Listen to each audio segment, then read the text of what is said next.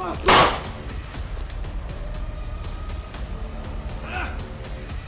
kena gandrung. Itu kok ayo.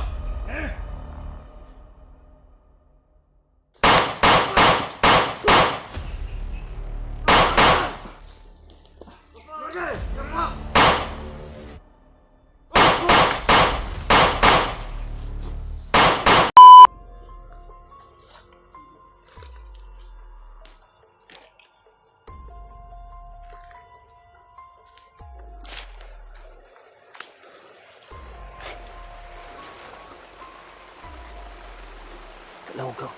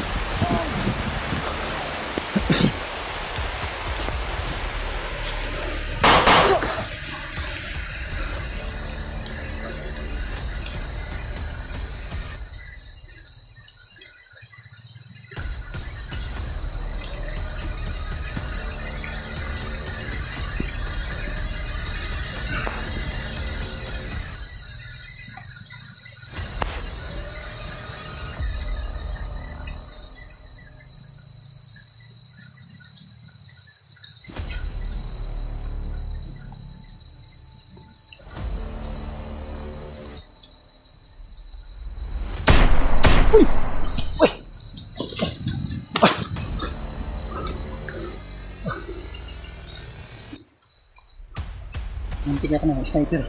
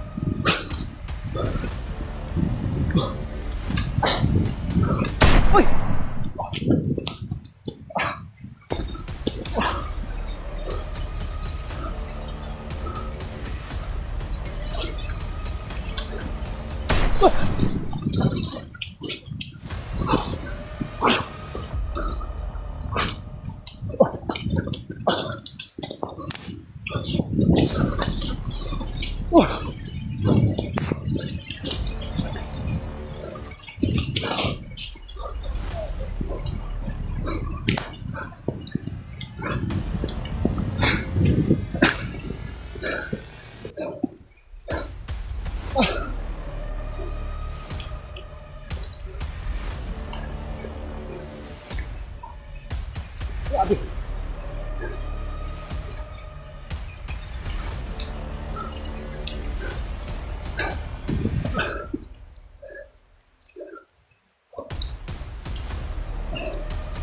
Sudah masak ang mata.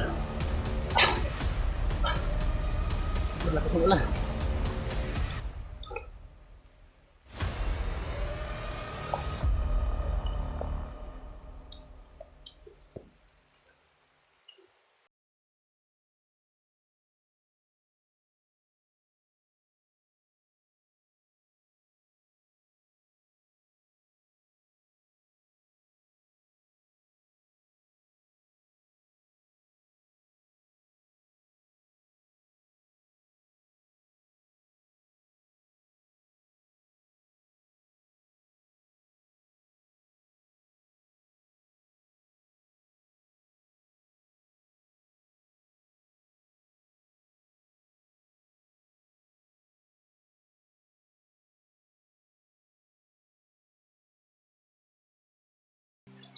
Hindi tayo pwede matagal ito mga tol. Di bali na maulan mga tol. Makaalis na tayo sa area na to. Sabi.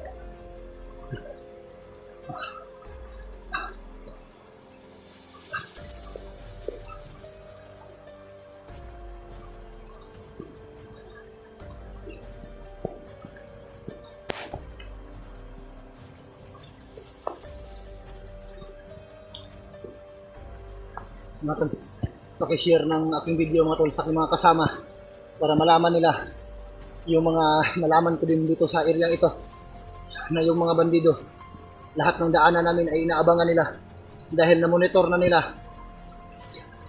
yung mga ibang kasamahan ko na umakyat dito sa kagubatan, lalong-lalo na mga tol kay Brad Julio, para malaman din ni Brad Julio mga tol yung mga pangyayari dito mga tol, dahil nag-iisa lang si Brad Julio. Baka mahuli siya ng mga bandido mga tol.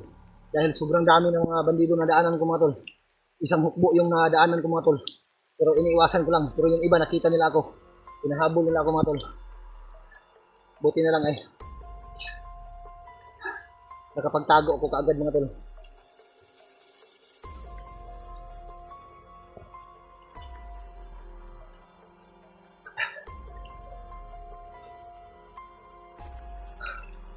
Ngayon mga tol, lalong magtatago ang mga bandido ngayon mga tol dahil napakalakas ng ulan. Sigurado ako mga tol, yung iba na sa mga punong kahoy lang sila. Doon yung nagtatago, sigurado ako. Doon sa mga makakapal na damo para hindi sila mabasa. Dahil napakalakas ng ulan mga tol.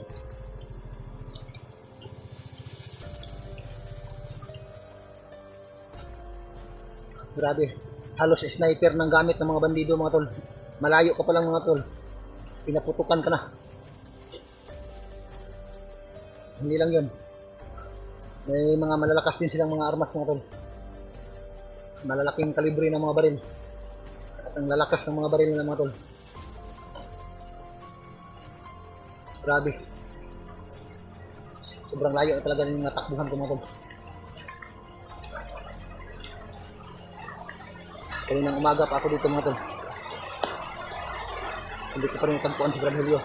Pero mabuti na lang mga tol ay nabasa ni Brad Julio yung mensahe ko para sa kanya na wag na siyang tumuloy kung saan yung ibinigay kong, yung unang binigay kong location na pwede kami makita doon.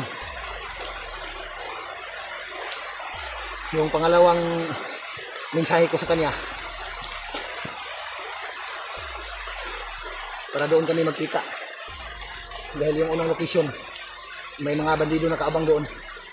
Dahil monitor niya kami, monitor nila kami.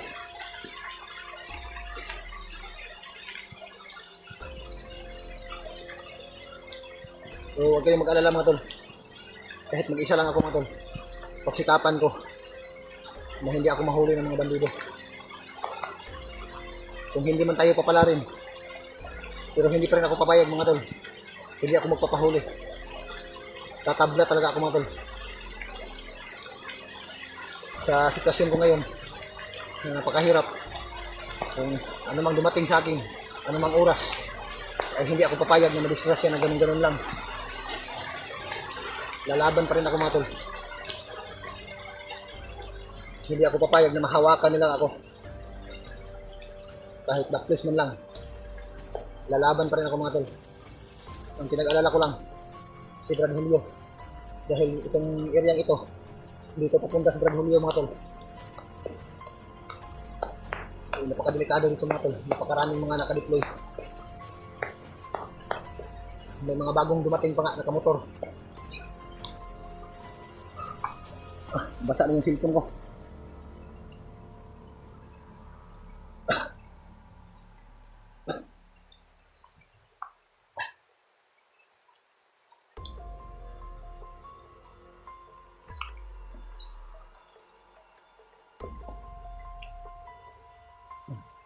Pansamantala, dito muna ako mga tol. Magpapahinga muna ako ito. Napakalakas talaga ng ulan.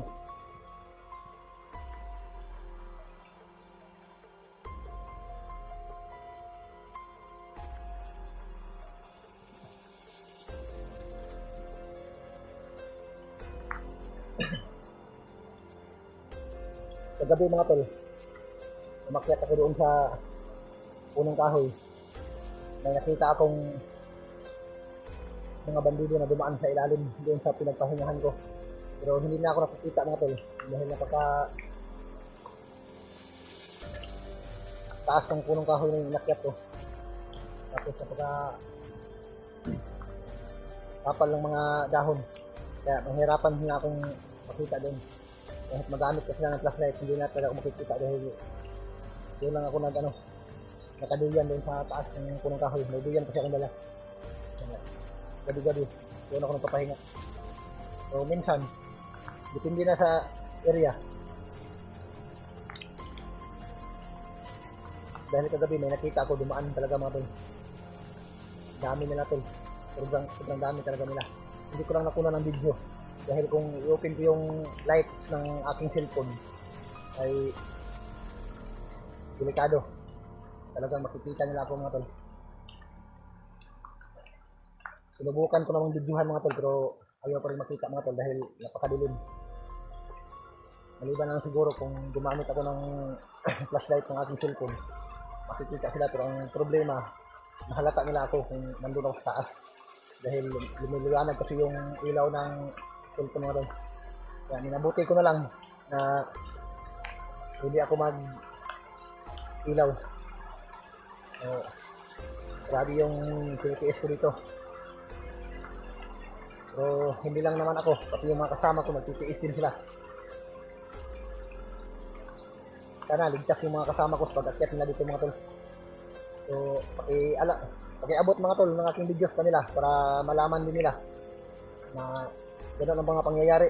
Yung mga naririnig ko sa mga bandido ay nakaabang lang sila mga tol dahil namumonitor nila kami.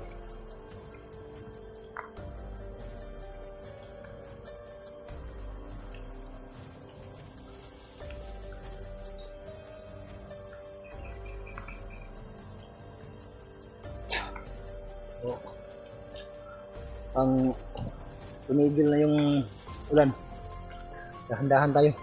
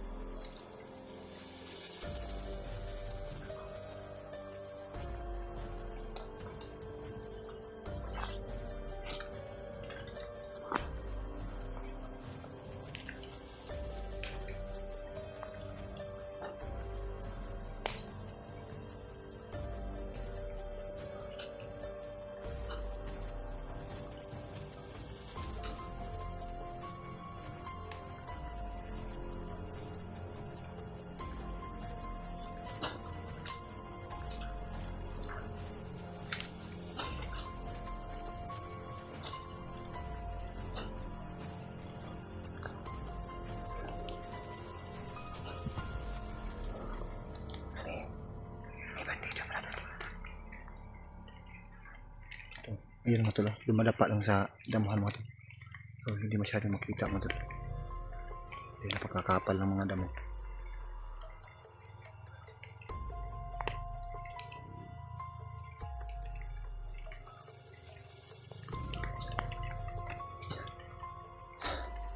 Alis tayo dito.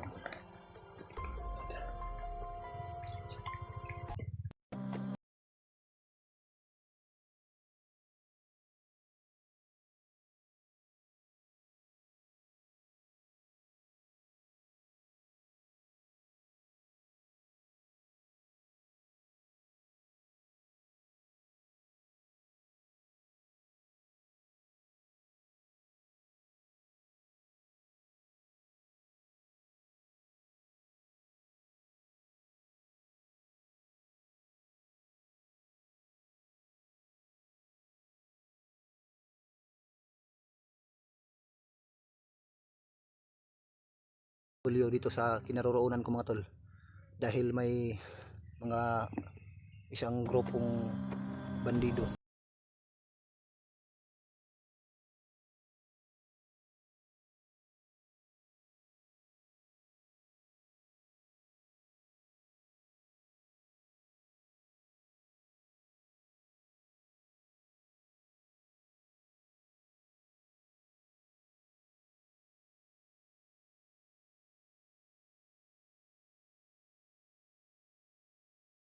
Inaabangan nila kaming lahat sa kung saan kami pwedeng dumaan. So yun ang mga problema ngayon sa aking mga kasamahan, dahil may mga nakaabang po ng mga bandido sa bawat daan na pwede naming daanan. So ngayon mga tol, ang ginawa ko, nag-message akong muli kay Brad Julio na yung location na ibinigay ko sa kanya na doon kami pwedeng magkita, i-cancel ko po mga tol, dahil sinasalubong ko sana si Julio. O pagkarating ko doon mga tol, ay may mga bandido nga nakaabang doon. Kaya noon nag mensahe ako uli sa kanya na huwag siyang tumuloy, kung pwede, kung maaari lang maghanap siya ng pwedeng niyang madaanan papunta dito sa location. Pero yung binigay kong muli sa kanya na location mga tol, na doon kami magkita, doon ko na lang siya sasalubungin mga tol, para na rin lang sa kaligtasan ni Brad Julio. Hindi natin alam, ako o sino sa amin, si Brad Julio ba, baka mahuli baka mahuli kami ng mga bandido, kasi napakaraming mga bandido na dinideploy dito sa kagubatang ito mga tol. Kaya mamayang gabi o bukas aalis ako dito sa pinalalagyan ko para salubungin ko si Brad Julio sa location na binigay ko sa kanya. Ay tinig ng motor mga tol,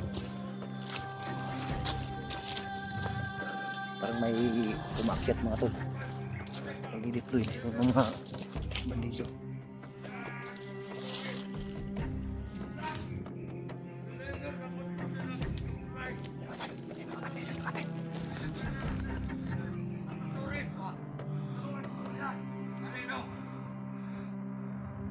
May mga bandido.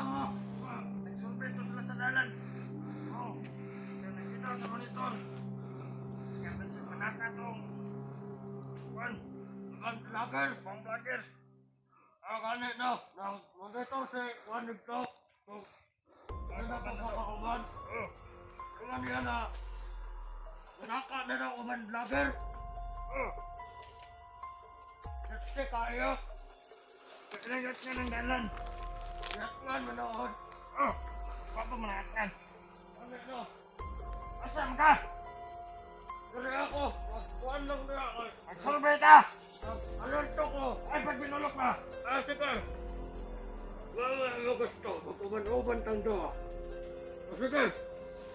Buang manggat.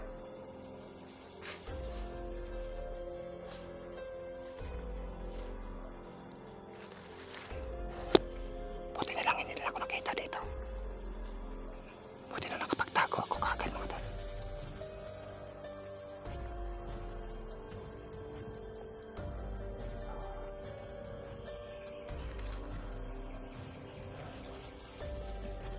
Iiwasan muna natin to mga tol. Maghanap tayo ng pwede natin madaanan. Gusto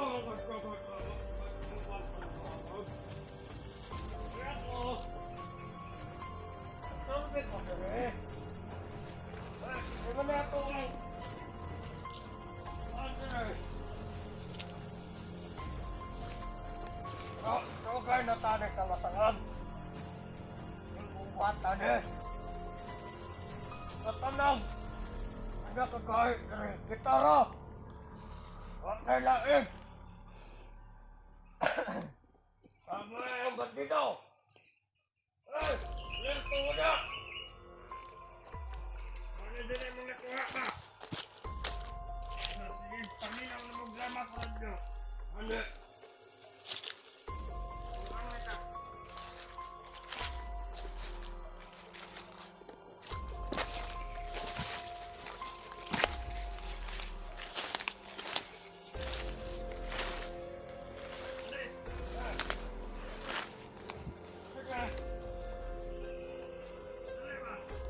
Look, look up.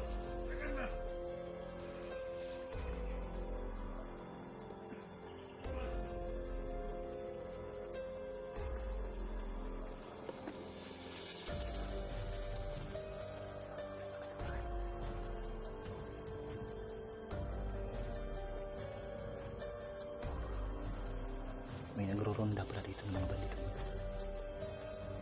Iiwasan muna natin to para mas madali ako makarating doon sa kinaroroonan ni Brad Julio, dahil sasalubungin ko si Brad Julio mga to, dahil nanganganib yung buhay ng kasama ko, dahil may mga nakaabang na mga bandido.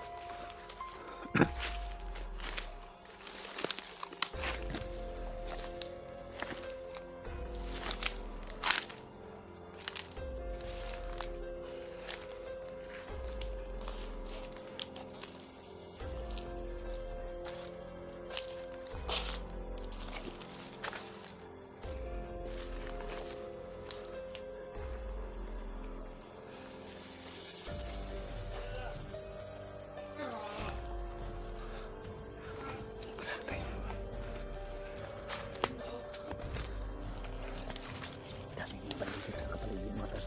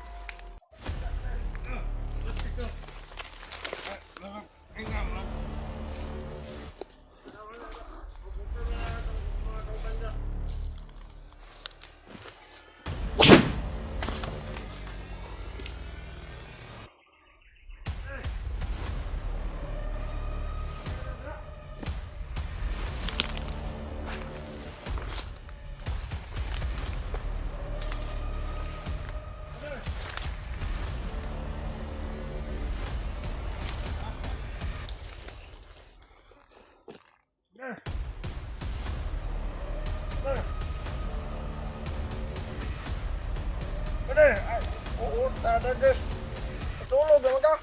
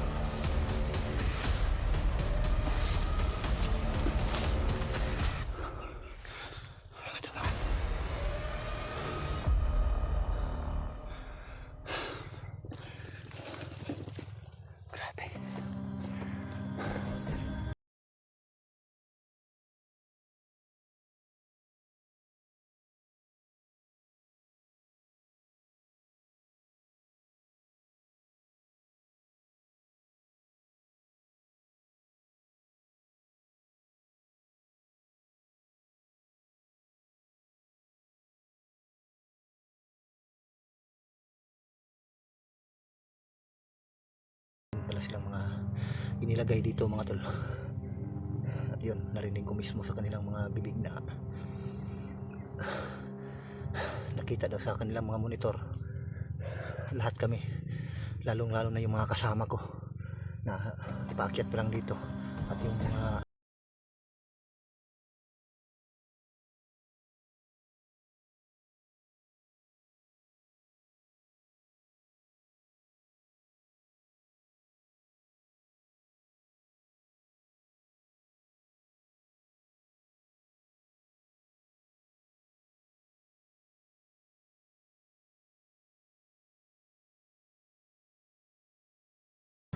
hinala ko mga tol.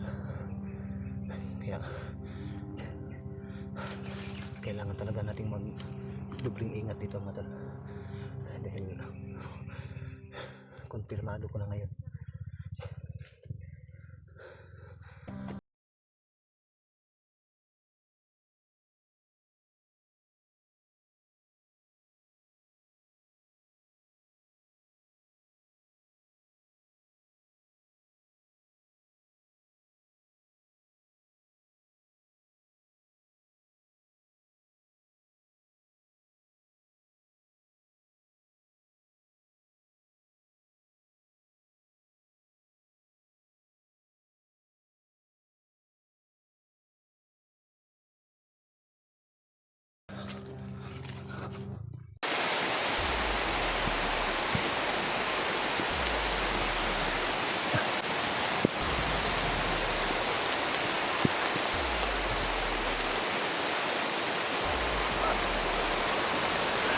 Grabe, sobrang lakas ng ulan mga tol.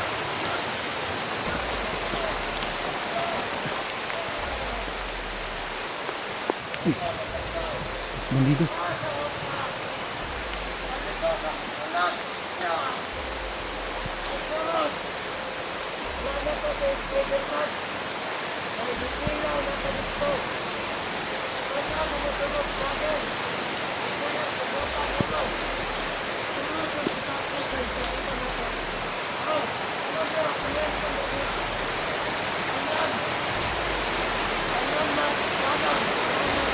Parang naligo sa ulan sila, nababaliw na siguro to.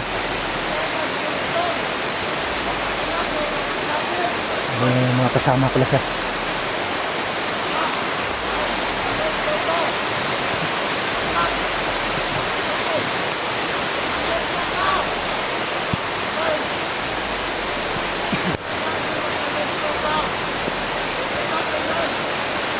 Hayaan na lang natin to mga tol. Baka patibong lang ito.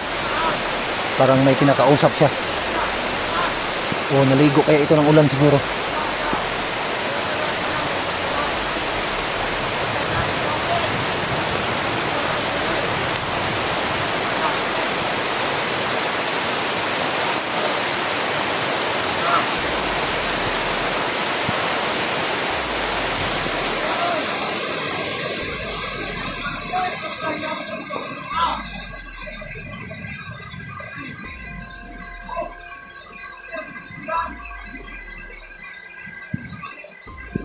Hayaan natin yan.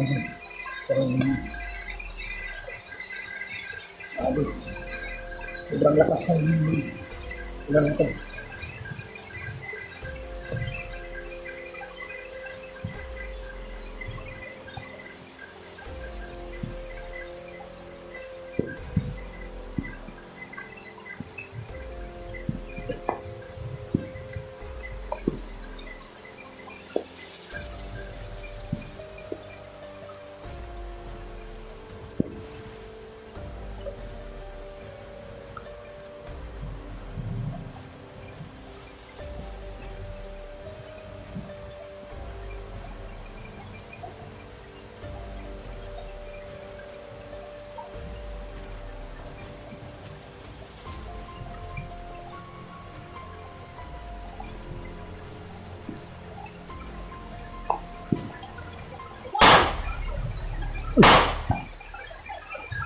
Damay.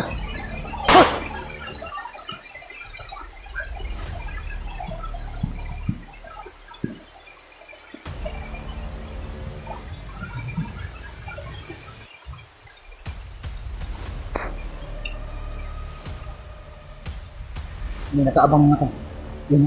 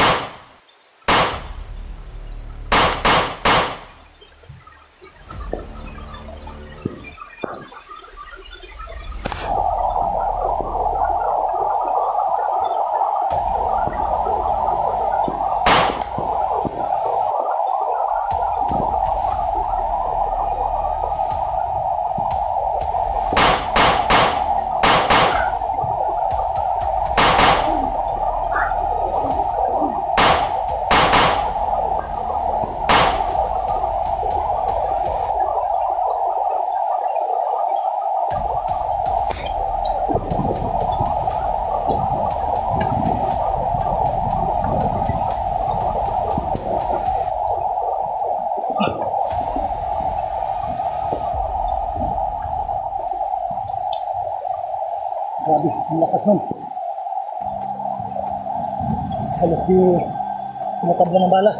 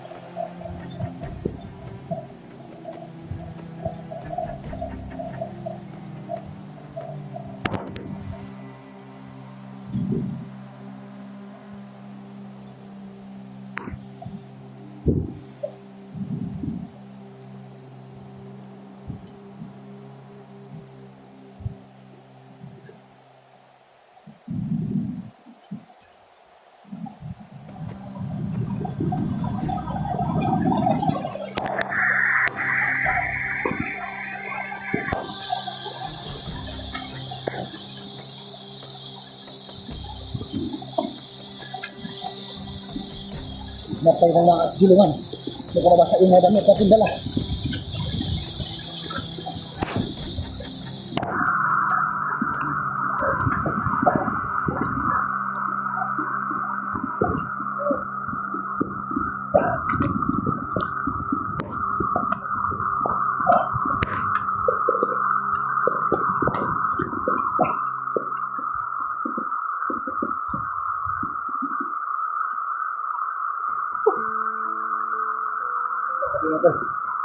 Yung lakas talaga ng ulan.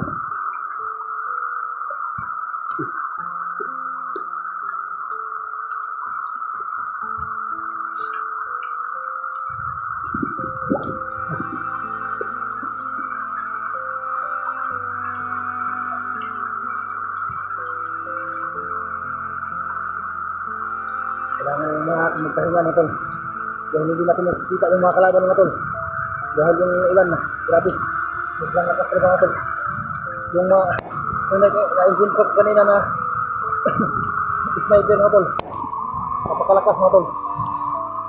Akala ko, tinatabla na. Apat na beses akong pinuntarya yung katawan niya. Akala ko, madali ko na. Hindi na. Malakas pala. Buhay pa pala. Bigla akong sinugod.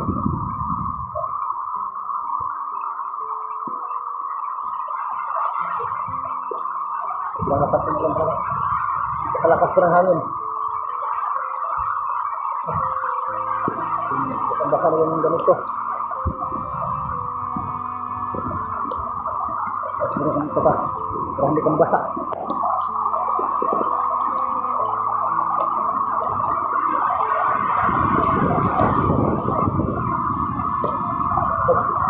Parang may bagyo. Malakas talaga.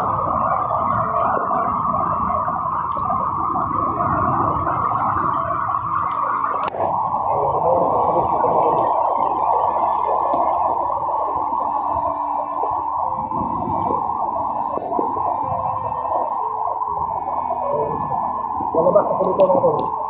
Ay, nakakablikado talaga mga tol. Walang ano na ngayon ay makapalakas ng ulan. Yung mga kalaban natin hindi nakikita.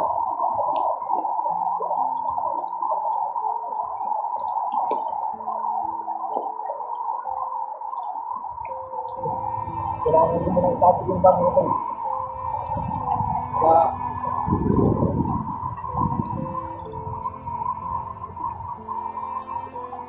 wala tayo masuot. Wala tayo masuot na ngayon. Pero sobrang natas na ulan.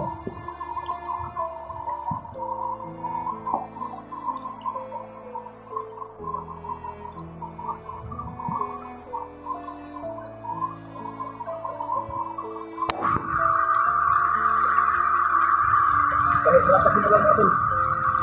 Pero pa rin tayo sa paglalakbay natin. Tinatago ko lang muna yung bag din natin para hindi nabasa lahat ng damit ko. Dahil kung nabasa yung mga damit ko, wala na akong isuot. May maisuot man ako. Isuot ako nabasa.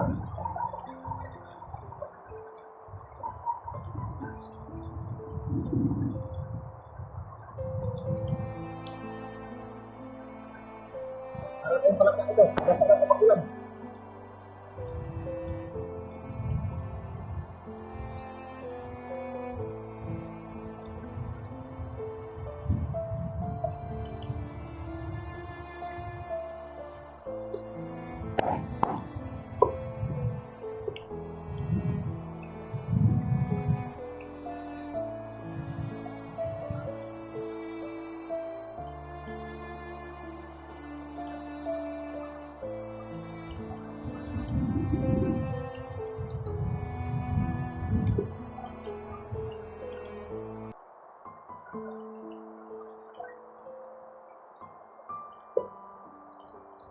Ito yung kalagayan namin dito.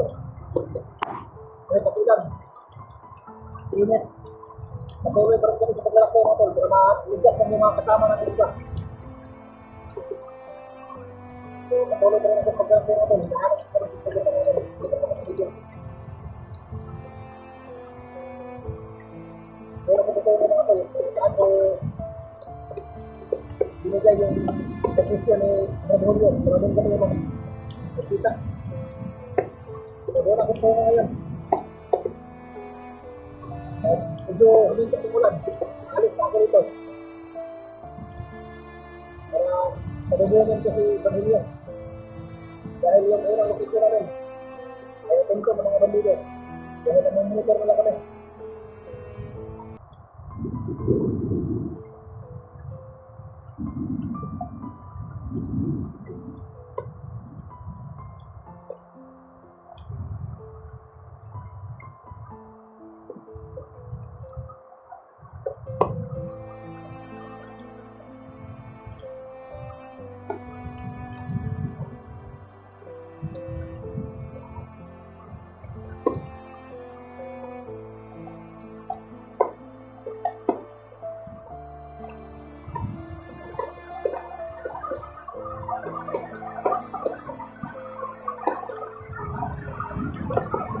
Dito ako ngayon sa lalim ng punong kahoy na ito.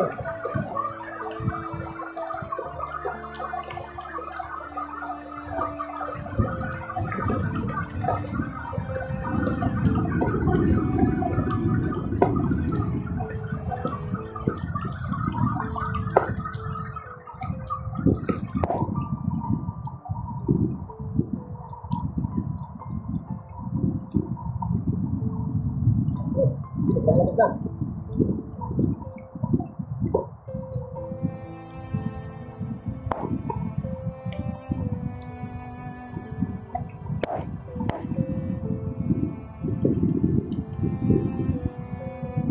bagyo mga tol. Malakas ang hangin at ulan mga tol, para may bagyo.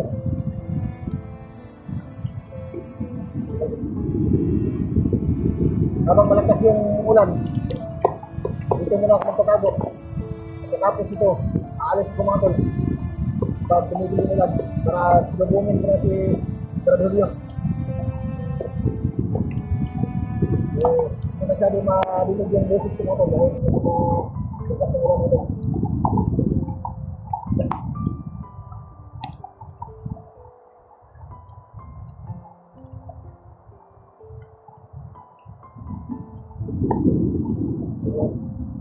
Kaya tayo matagal mga tol.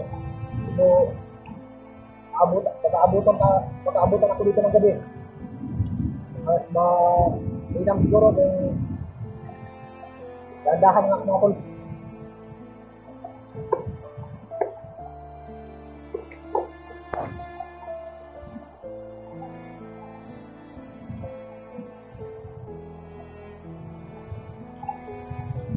Grabe yung ulan.